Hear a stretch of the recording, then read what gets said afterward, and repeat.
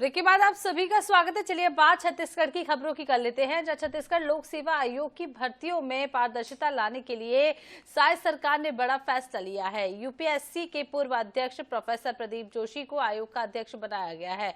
सामान्य प्रशासन विभाग ने इसका आदेश भी जारी कर दिया है। संघ लोक सेवा आयोग की तर्ज पर छत्तीसगढ़ लोक सेवा आयोग की ओर से आयोजित परीक्षाओं को पारदर्शी बनाया जाएगा। इसके साथ ही आयोग से छत्तीसगढ़ सरकार ने विभिन्न विभागों के लिए परीक्षा का वार्षिक कैलेंडर और परीक्षार्थियों में आयोग के प्रति विश्वसनीयता बनाए जाने हेतु सुझाव भी मांगे हैं।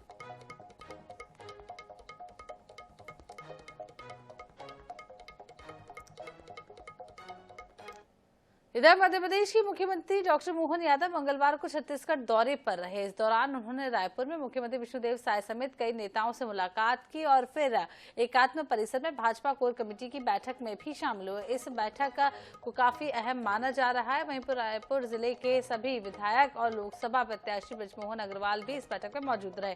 बैठक के बाद मुख्यमंत्री डॉक्टर मोहन यादव ने भाजपा कार्यकर्ताओं को भी जीत का मंत्र दिया। बता दें कि मुख्यमंत्री बनने के बाद ये सीएम डॉक्टर मोहन यादव का पहला छत्तीसगढ़ दौरा है। लोकसभा चुनाव के मद्देनजर उनके इस दौरे को बेहद अहम माना जा रहा है। पूरी दमदारी से मिलते हैं और आने वाले समय में उन्होंने संकल्प किया है माननीय नरेंद्र मोदी जी के नेतृत्व में फिर एक बार भाजपा सरकार अब की बार 400 पार और जो हमारा रिकॉर्ड पिछली 3.5 लाख मतों से जीतने का है, मुझे पूरा भरोसा सबने आश्वस्त किया है। हमारे कार्यकर्ता अपनी मेहनत के भरोसे से निश्चित रूप से उससे कई गुना ज्यादा वोट से जीतेंगे। मेरी अपनी ओर से बधाई।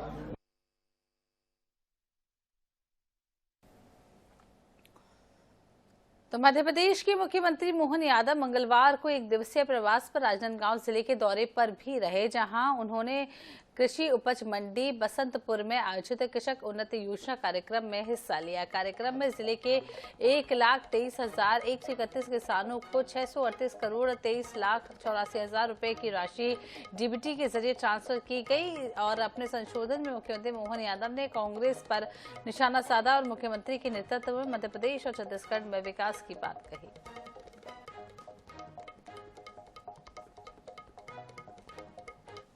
अपनी उंगली बचा के चलना, यही उंगली कमाल करेगी मोदी जी को बुलाने के लिए।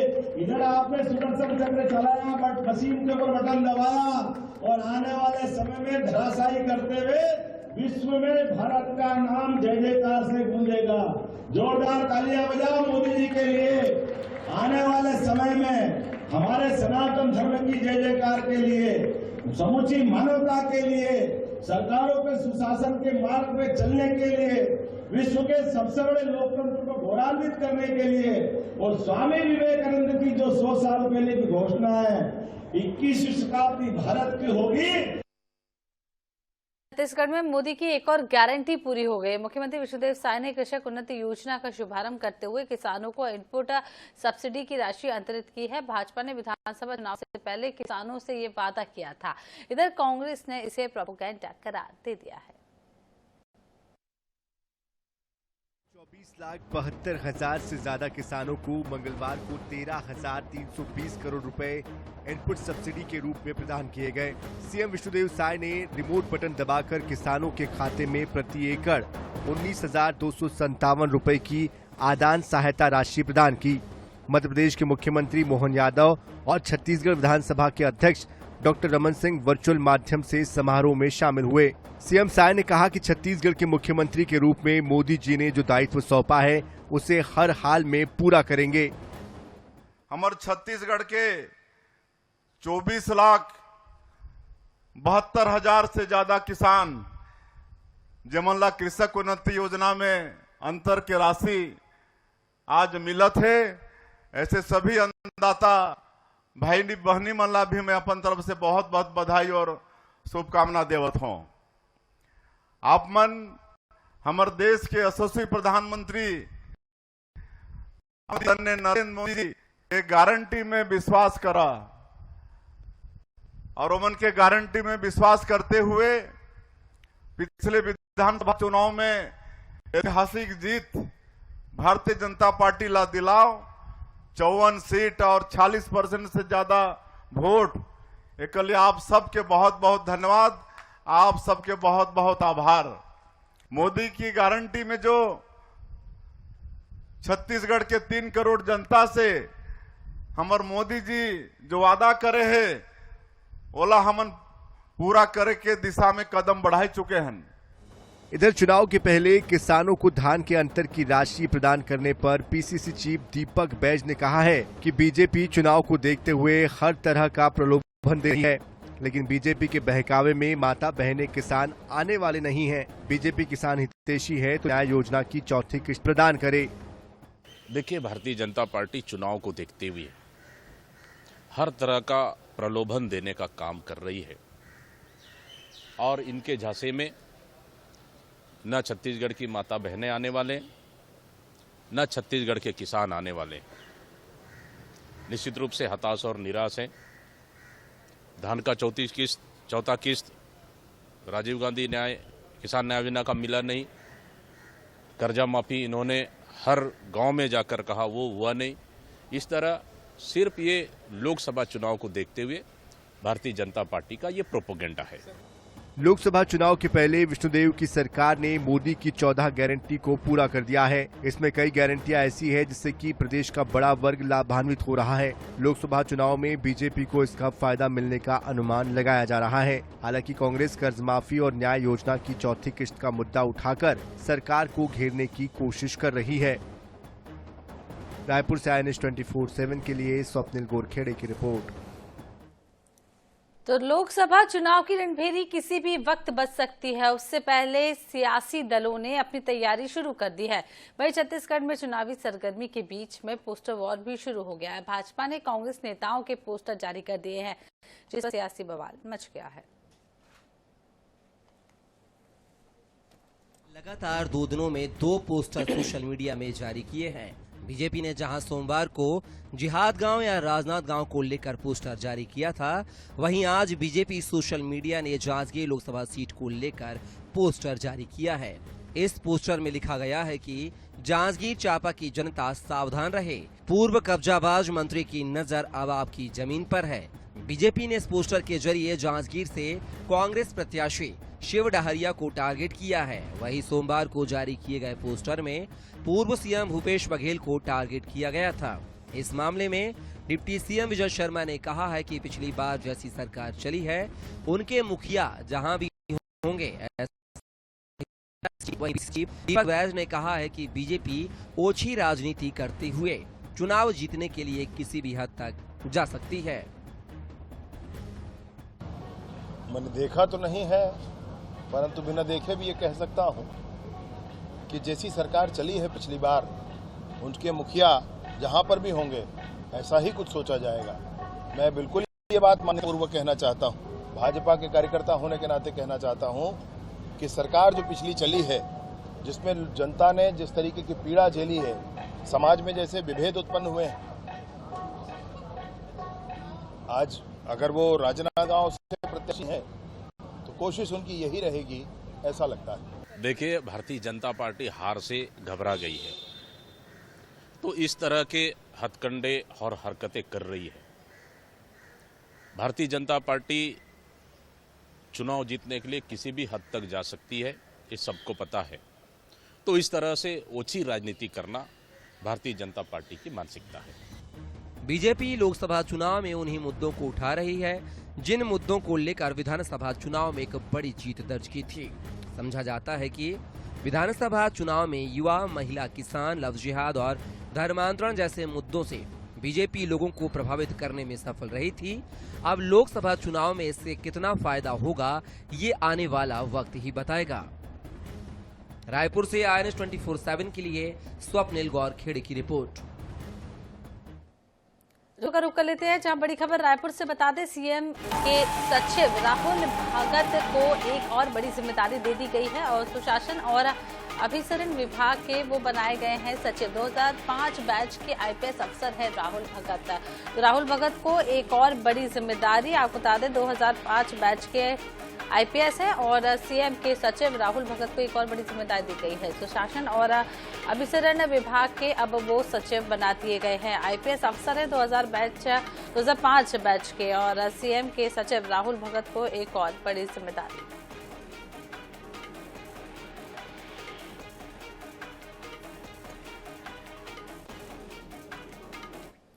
तो छत्तीसगढ़ में पूर्ववर्ती कांग्रेस सरकार के दौरान राइस मिलरों को कस्टम मिलिंग पर प्रोत्साहन राशि के रूप में दी जा रही रकम में भ्रष्टाचार का खुलासा होने के बाद अब मामले में ईओडब्ल्यू एसीबी में भी केस दर्ज हो चुका है। प्रोत्साहन राशि में अधिकारियों, जनप्रतिनिधियों और राइस मिलर्स के हिस्से के खुलासे के बाद अब इस पर राजनीति भी तेज हो गई है। 2021 में कस्टम मिलिंग पर प्रोत्साहन राशि बढ़ाने की घोषणा सरकार ने की थी। सरकार ने यह दर प्रति क्विंटल 40 रुपए से बढ़ाकर 120 रुपए कर दिया था, जिसमें खुलासा हुआ है कि राइस मिलर्स एसोसिएशन के पदाधिकारी और मार्कफेड के अधिकारी प्रोत्साहन राशि से प्रति क्विंटल की दर से रकम ऐंठ रहे थे। इस मामले की जांच ईडी ने भी की थी। बाद में ईडी की शिकायत पर ईओडब्ल्यू एसीबी ने मार्कफेड के तत्कालीन एमडी और डीएमओ के अलावा राइस मिलर एसोसिएशन के पदाधिकारियों के खिलाफ केस दर्ज किया है। इस मामले को लेकर भाजपा का कहना है कि कांग्रेस की तत्कालीन सरकार ने जमीन से लेकर आसमान तक हर सेक्टर में भ्रष्टाचार किया। कस्टम मिलिंग में प्रोत्साहन राशि में भी जमकर भ्रष्टाचार हुआ। इसकी जांच हो रही है। जो दोषी होंगे उन्हें परिणाम भुगतना होगा। सरकार बदलने के बाद, बीजेपी की सरकार आने के बाद जब जांच चल रही है तो परत दर परत इस तरह के नए नए भ्रष्टाचार सामने आ रहे हैं।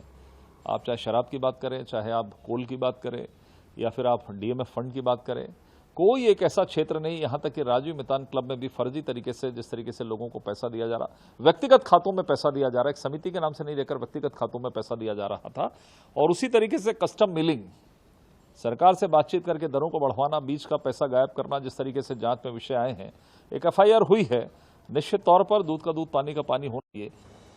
दूसरी ओर इस मामले को लेकर कांग्रेस का कहना है कि कांग्रेस सरकार में रिकॉर्ड धान खरीदी हुई है और कस्टम मिलिंग को प्रोत्साहन देने के लिए सरकार ने राशि में वृद्धि की थी। इसका फायदा भी सरकार के साथ साथ प्रदेशवासियों को हुआ। इसमें किसी प्रकार का भ्रष्टाचार नहीं हुआ। और कस्टम मिलिंग की राशि बढ़ाने का उद्देश्य क्या था?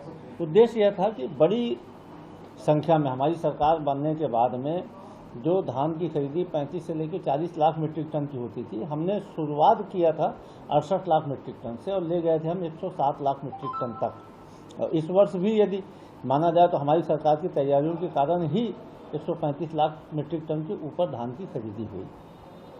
जब इतनी बड़ी संख्या में धान का उपार्जन होगा तो उसका कस्टम मिलिंग भी होना चाहिए। तो बड़ी संख्या में, बड़े मात्रा में सही समय पे कस्टम मिलिंग हो, इसलिए प्रोत्साहन राशि की घोषणा की गई थी और उसका फायदा मिला था।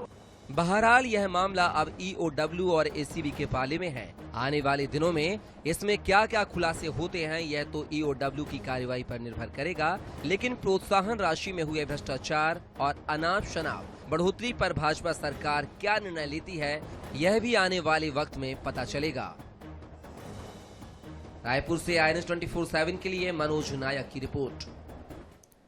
तो नगर पंचायत बिलाईगढ़ के अध्यक्ष पद पर भाजपा ने कब्जा जमा लिया है। बीजेपी उम्मीदवार राम नारायण देवांगन ने 14 में से 10 वोट हासिल कर जीत दर्ज की है। वहीं कांग्रेस के लकेश्वर देवांगन को सिर्फ 4 वोट ही मिले हैं। बता दें कि 2 वर्ष पहले विकास कार्यों में उदासीनता के चलते अविश्वास प्रस्ताव पारित हुआ था, जिसके बाद कार्यवाहक अध्यक्ष के भरोसे नगर पंचायत संचालित हो रहा था।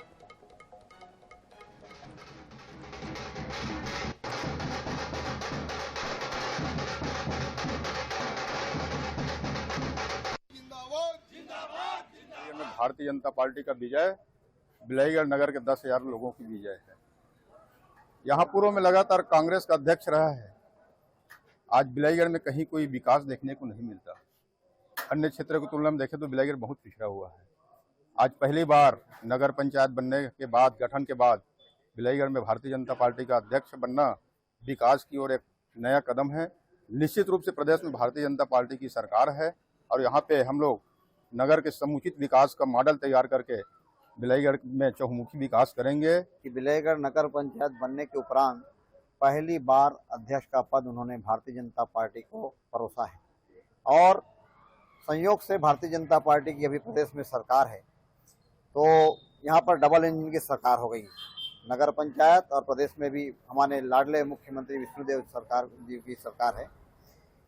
क्षेत्र में मोदी की गारंटी के नाम से जनता में मोदी जी के प्रति अटूट विश्वास बढ़ता जा रहा है। और इसी के साथ इस बुलेटिन में फिलहाल इतना ही। आगे देखेंगे हमारा खास कार्यक्रम सितारों की चाल।